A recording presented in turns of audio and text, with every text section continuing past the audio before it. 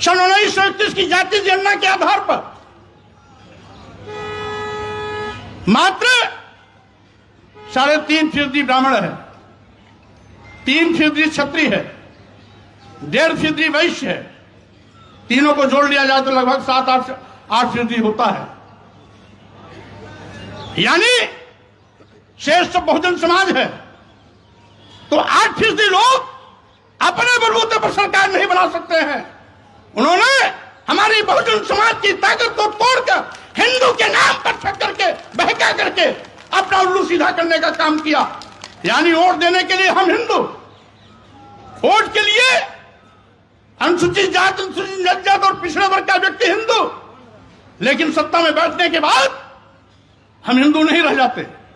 अगर सत्ता में बैठने के बाद भी ये हमें हिंदू मानते तो अनुसूचित जाति के आरक्षण को खत्म नहीं करते। जब से डबल इंजन की सरकार वाले आए हैं, सरकारी नौकरियां गायब हो गई। आज देश के नौजवान बेरोजगारी का दंड झेल रहे हैं। करोड़ों करोड़ों नौजवानों को आज बेरोजगारी का सामना करना पड़ रहा है। उनके सामने रोटी का संकट है, उनके सामने पेट की रोटी की भूख है। अभी पार्लियामेंट में जो घटनाक्रम घटित हुई वो भाजपा के सांसद के पर्ची पर ही उनकी प्रवेश हुई थी, लेकिन उसके बावजूद भी उन लड़कों ने जो भी किया सदन के अंदर और बाहर, ये हो सकता है तरीका उनका गैर कानूनी रहा हो, अलोकतांत्रिक रहा हो, संविधान की मर्यादा के विपरीत रहा हो, लेकिन जो बात उभर के आई है उसके आगे भी कहीं न कहीं बेरोजगारी रही है, उनके पेट की भूख रही है, वो रोटी की तड़पन रही है, जो पार्लियामेंट में इस तरह से करने के लिए उनको मजबूर किया है।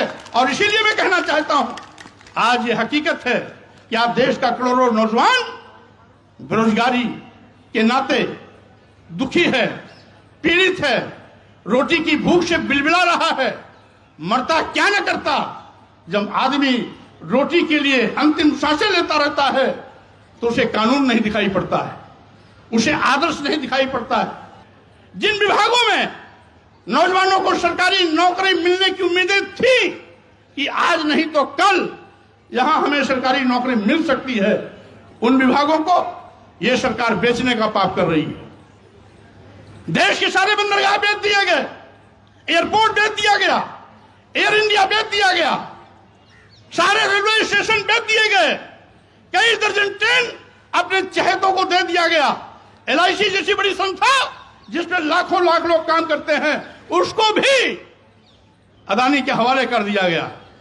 क्यों? क्या रिश्ता है देश के सत्ता सीट पर बैठे हुए लोगों का और अदानी का, अंबानी का क्या रिश्ता है? मैं कहना चाहता हूं, क्या करोड़ों करोड़ों नौजवानों की भूख, उनकी बेरोजगारी अदानी और अंबानी के सामने क्या कोई महत्व नहीं रखती क्या? यही नहीं, अभी हमारे कुछ वक्ता साथी कह रहे थे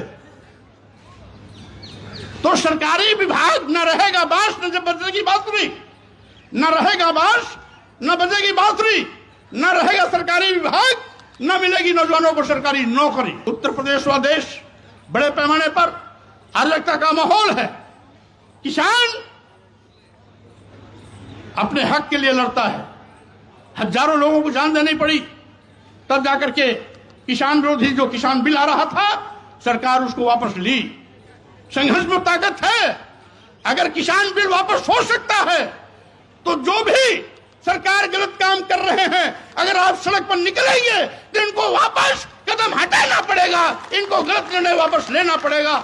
यह किसानों ने साबित कर दिया कि जो लोकतंत्र में सबसे बड़ी ताकत है हमारा संघ, हमारा संगठन, हमारी भीड़, ये लोग की भीड़, लोकतंत्र की जो भीड़ है इसमें बड़ी ताकत है, इसमें बड़ी ताकत है।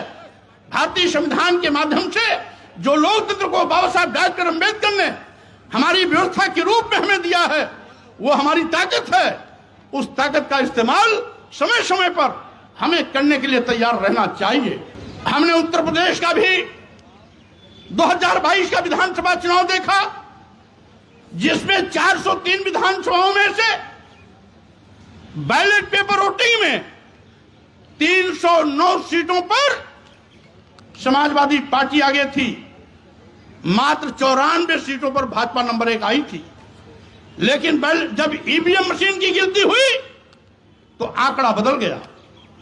अभी अभी राजस्थान, मध्य प्रदेश, छत्तीसगढ़ में बैलेट पेपर वोटिंग की गिनती में 2/3 सीटों पर कांग्रेस नंबर 1 थी। लेकिन जब ईवीएम मशीन की गिनती की शुरुआत होती है तो आंकड़ा ठीक उल्टा हो गया। आखिर क्या कारण है? मतदाताओं का रुझान तो बैलेट पेपर वोटिंग से भी हो जाता है। बैलेट पेपर वोटिंग में राजस्थान, छत्तीसगढ़, मध्य प्रदेश में कांग्रेस नंबर 1, तो ईवीएम मशीन में भाजपा नंबर 1 कैसे? उत्तर प्रदेश के विधानसभा चुनाव में 403 में से 309 सीटों पर Samajwadi party ballot paper voting में नंबर 1, तो ईवीएम की गिनती में भाजपा भारी कैसे हो जाती है? तो कहीं न कहीं दाल में काला है, कहीं न कहीं दाल में काला है।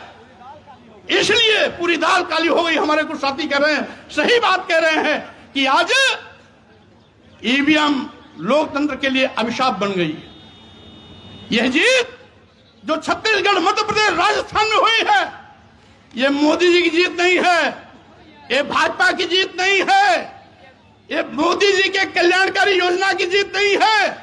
यह जीत ईवीएम के तिकड़म की है।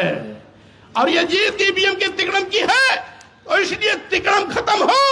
हमसे जुड़े रहने के लिए हमारे YouTube चैनल को सब्सक्राइब करें और नई वीडियो की नोटिफिकेशन के लिए बेल आइकॉन को दबाएं।